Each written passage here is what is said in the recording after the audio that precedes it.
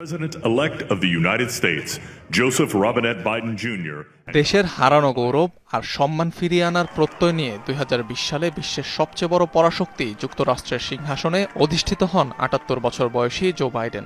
সকল ভেদাভেদ ভুলে জাতীয় স্বার্থে ঐক্যের ডাক দেন তিনি। কথা ছিল করোনায় হওয়া ক্ষত সারিয়ে দেশ পুনর্গঠন করবেন জো বাইডেন। কিন্তু ক্ষমতা শেষে প্রশ্ন উঠছে, নিজ লক্ষ্যে কতটুকু সফল হতে পেরেছেন বিদায়ী এই মার্কিন প্রেসিডেন্ট?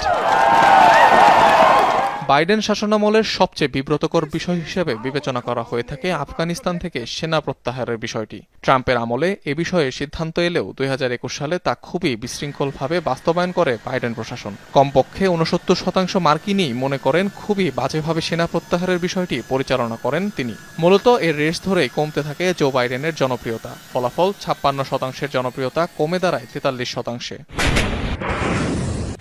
ভাটা পড়তে থাকা এই জনপ্রিয়তায় যেন শেষ পেরেক ঠুকে দেয় রাশিয়া ইউক্রেন যুদ্ধ। বাইডেনের আমলেই নজিরবিহীন সংঘাতে জড়ায় দুই প্রতিবেশী রাশিয়া ইউক্রেন। অস্থিতিশীল হয়ে ওঠে গোটা ইউরোপ। বাইডেন প্রশাসনের ব্যর্থ কূটনীতির কারণে প্রায় ৩ বছরেও শেষ হয়নি সে যুদ্ধ। উল্টো অর্থনীতির কথা বিবেচনা না করে সময়ে সময়ে সাহায্যের নামে কিয়েভকে শুধু সামরিক সহায়তায় দিয়ে গেছেন জো বাইডেন। প্রায় $৬৬ বিলিয়ন সহায়তার পরও থামেনি সে প্রচেষ্টা। একই চিত্র মধ্যপ্রাচ্যেও। ২০২৩ সালে শুরু হওয়া গাজায় ইসরায়েলি আগ্রাসনের জেরে তলানিতে গিয়ে থেকে জো বাইডেনের জনপ্রিয়তা। সর্বশেষ জরিপ অনুযায়ী যার পরিমাণ মাত্র ৩৬%। তবুও ইসরায়েলের আত্মরক্ষার অধিকারের নামে নিরীহ ফিলিস্তিনিদের ওপর চালানো হত্যাযজ্ঞের যেন বৈধতাই দিয়ে গেছে বাইডেন নেতৃত্বাধীন প্রশাসন। হামাস নির্মূলের নামে অবরুদ্ধ উপত্যকায় প্রায় ৪৭,০০০ মানুষ নিশ্চিহ্ন হলেও থামেনি তেল আবিবকে ওয়াশিংটনের অস্ত্র সহায়তা। বরং রেকর্ড পরিমাণে বেড়েছে বাইডেনের ইসরায়েল প্রীতি। শুধু তাই নয়, বাইডেনের আমলেই আরেক পরাশক্তি চীনের সাথেও দূরত্ব বাড়ে যুক্তরাষ্ট্রের। বেইজিংয়ের বিরুদ্ধে যেন ট্রাম্পের দেখানো বাণিজ্য যুদ্ধের নীতির পথেই হেঁটেছে বাইডেন প্রশাসন। যুক্তরাষ্ট্রের মাটিতে খালিস্তানপন্থী শিখ নেতা হত্যাচেষ্টা ইস্যুতে নয়াদিল্লির সাথেও সম্পর্কে টানাপোড়েন দেখা দেয় ওয়াশিংটনের। সবশেষ মোদি ঘনিষ্ঠ ভারতীয় ধনকুবের আদানির বিরুদ্ধে চলা বিচারকে কেন্দ্র করেও সম্পর্কে ফাটল দেখা দেয় ভারত যুক্তরাষ্ট্রের।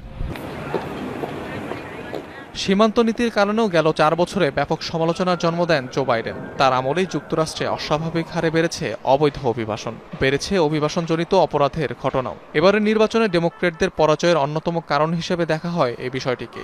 শুধু তাই নয়, অর্থনৈতিক খাতেও ব্যর্থতার পরিচয় দিয়েছেন জো বাইডেন। মূল্যস্ফীতি নিয়ন্ত্রণে সফল হতে পারেননি বাইডেন কমালার প্রশাসন। ক্ষমতার প্রথম ২ বছরে ৯.১% পৌঁছায় যুক্তরাষ্ট্রের মূল্যস্ফীতি। এছাড়াও বাইডেন আমলেই বেড়েছে সরকারি ঋণের পরিমাণ, রেকর্ড পরিমাণে ছাড়িয়েছে বেকারত্বের হার।